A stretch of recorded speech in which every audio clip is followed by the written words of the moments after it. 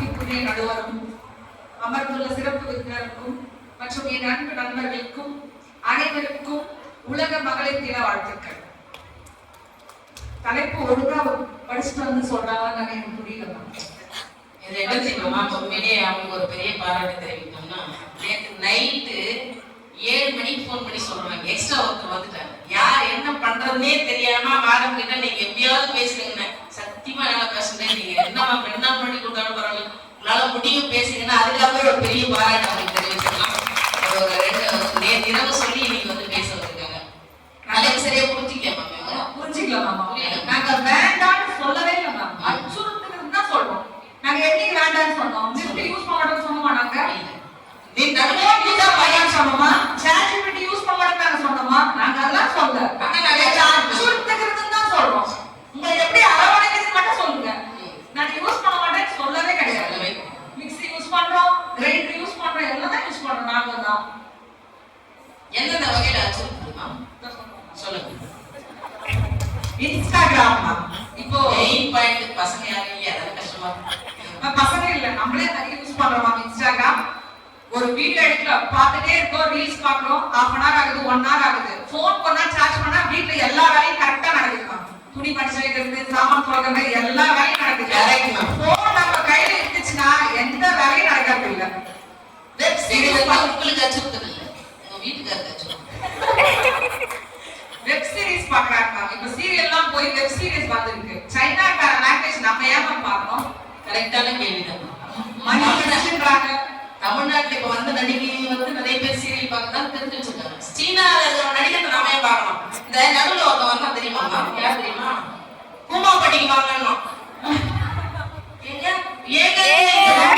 நீ ஊர்ல இருக்கிற ஏன் வந்து என் ஊர்ல இருக்குது ஏன் இருப்பட்டியும் அவன் அவங்க ஊரை வைரல் ஆக்கி ஏன் பார்க்கணும்னே தெரியாம பார்த்து அவனை வைரல் ஆக்கி அவன் வாங்குறான். பகையின் ஊர்ல ஆச்சு என்னடா சாதிச்சான்னு தெரியல. யார் கமெண்ட் கொடுத்தா நிறைய பத்தி இவ்வளவு சும்மா சொல்றேன். அங்க இருக்க வெப் சீரிஸ் நம்ம ஏமா பார்க்கணும்? நிறைய இப்ப இருக்க ஜெனரேஷன்ஸ் நிறைய அது பார்க்கறாங்க வெப் சீரிஸ். அப்புறம் சைபர் ஹராஸ்மெண்ட், சைபர் தொல்லை. ஒரு மொபைல் போன், இணையதளம், நம்ம போடுற ஒரு பிக், ஒரு போஸ்ட் பண்ற ஒரு பிக் எந்த அளவுக்கு நம்மளோட எப்படி சொல்றதுன்னா மிஸ்யூஸ் பண்றாங்க. சமூக வலைதளத்துல அது ரொம்ப தப்பான விஷயமா நிறைய இடத்துல அது போயிட்டே இருக்கு. ஸோ நிறைய அடிக்கடி அதோட செய்திகள் வந்து அடிக்கடி நம்ம பார்த்துட்டு தான் இருக்கோம். அடுத்தது மறை கேமரா, ஹிடன் கேமரா. ஸோ ஒரு மால் போறோம், ஒரு ட்ரெஸ்ஸை சேஞ்ச் பண்ணலாம் அப்படின்னு பார்த்தா ஸோ எங்க கேமரா எங்க ஃபிக்ஸ் பண்ணிருப்பானே தெரியல. ஒரு ஹோட்டல் ஆகட்டும், ஒரு வாஷ்ரூம் ஆகட்டும், பெண்கள் வந்து சுதந்திரமா ஒரு இடத்துல ட்ரெஸ் சேஞ்ச் பண்ணிக்க கூட முடியல. உண்மைதானே? இது பெண்கள் அச்சுறுத்துதான் இல்லையா? இன்னைக்கு சூழ்நிலையில ஒரு மால்ல போயிட்டு இல்ல ஒரு கடையில போய் ட்ரெஸ் எடுத்துட்டு உண்மையா தைரியமா ஒரு ட்ரெஸ் சேஞ்ச் பண்ணிட்டு நம்ம அதுக்கு சரியா தான் போட்டு பார்க்க முடியுமா? எங்க கேமரா வச்சிருக்கானே தெரியலையே. அப்படி பயந்து வாழக்கூடிய சூழ்நிலை தானே. உங்களுக்கு கேமரானா இங்க இருக்கு, இது லைட் நல்லா தெரியுது.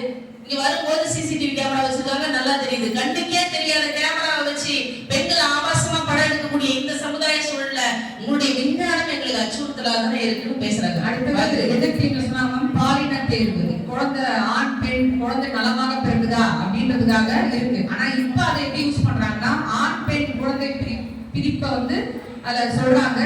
பெண் குழந்தையா இருந்தா அது கருவிலேயே கலைக்கிறாங்க. சோ உலகில் உள்ள எல்லா மூலைகளும் குழந்தைகளாக பிறக்கின்றனர்.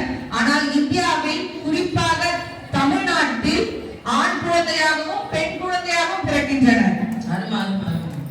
ஆண் குழந்தை பிறந்தால் இனிப்பையும், பெண் குழந்தை பிறந்தால் சலிப்பையும் தருகின்றனர். இது எவ்வளவு பெண்ணுக்கு எவ்வளவு பெரிய மன அழுத்தத்தை தருதுன்னா, எவ்வளவு பெரிய அச்சுறுத்தல் இது. எதனால?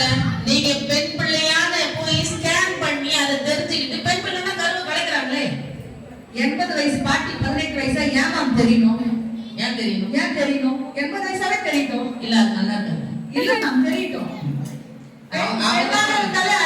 அவங்க தான் மேம் இன்னைக்கு கியூட்டா இருக்காங்க. மேக்கப் பண்ணிட்டு ஸ்பாம் கால் மேம். என் பையன் ஒரு மாசத்துக்கு முன்னாடி போன் அப்டேட் பண்ணி என்கிட்ட கொடுத்தான். இதுக்கப்புறம் யார் போன் பண்ணாலும் உங்களுக்கு ட்ரூ காலர்ல வேணாம், யார் போன் பண்றாங்களோ அந்த நம்பர் வராது, பேரோட வரும். ஸ்பாம் கால் வந்தா மட்டும் எடுக்காது, அட்டெண்ட் பண்ணாதமா. சரிடா, ஒரு 4 நாளைக்கு முன்னாடி எனக்கு ஒரு ஸ்பாம் கால் வந்துச்சு. மறுநாளும் வந்துச்சு. நான் அவன்கிட்ட சொல்றேன், நான் ஸ்பாம் காலே வந்துட்டு இருக்கு. சரி அவன் எடுத்து பார்த்தா அம்மா அமேசான்ல இருந்து வந்திருக்குமா. ஆர்டர் திரும்பி போயிடுச்சா? ஆர்டரே போயிடுச்சு. இன்னைக்கு இந்த சேலை கட்ட வந்திருக்குமா. எனக்கு எவ்வளவு பெரிய மன அழுத்தத்தை தருது. நானே யோசிச்சேம்மா. ஜாய் பிளவுஸ் ஒரு கலர், சேலை ஒரு கலரா இருக்கு. யோசிச்சேன். கடைசியில என்ன ஆயிப்போச்சு? இப்படிலாம் வந்து ஒரு மகளிர் தினத்துல ஒரு போனை பார்த்தாலே மன அழுத்தமும் பயமும் வருது. அச்சத்தை தருதுமா. உடச்சு போட்டுருக்காது. இப்ப என் பையனை குறை சொல்றதா, உங்க வீட்டாளத்தை குறை சொல்றதா, இல்ல அமேசான் காரனை குறை சொல்றதா? அப்புறம் மேம் இது டீம்ல சொன்னாங்க, ரொம்ப அட்வான்ஸ்டா இப்போ விஞ்ஞானம் இருக்கு, அதை வச்சுதான் நம்ம எல்லாமே பண்ணிட்டு இருக்கோம். கேன்சர் வருது மேம். போன் அதிகமா யூஸ் பண்ணதால லங் கேன்சர் வருது. அதுக்கப்புறம் லங் கேன்சர் மட்டும் இல்ல, பெண்களுக்கு அந்த கதிர்வீச்சு அதிகமா இருக்கிறதுனால கரு உண்டாகக்கூடிய வாய்ப்பை இன்னைக்கு இருக்கக்கூடிய இளம் பெண்கள் இழப்பதாக ஒரு ஆய்வறிக்கை கண்டுபிடிச்சு சொல்லியிருக்காங்க. நீங்க எவ்வளவுக்கு எவ்வளவு போன் யூஸ் பண்றீங்களோ அந்த அளவுக்கு கரு போடுறதுக்கான வாய்ப்புகள் குறைஞ்சிட்டே வருதுங்கிறத இன்னைக்கு இருக்கக்கூடிய இளைய சமுதாயம் தெரிந்து கொள்ள வேண்டும். போனை பேசுறதையோ பார்க்கறதையோ நிறைய இருந்து கொஞ்சமா குறைச்சிக்கணும். அது மிகப்பெரிய அச்சுறுத்தல் தான்.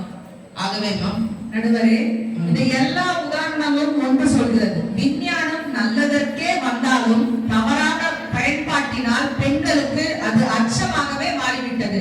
எனவே என் அவைக்கு தீர்ப்பு வழங்கி நான் அவை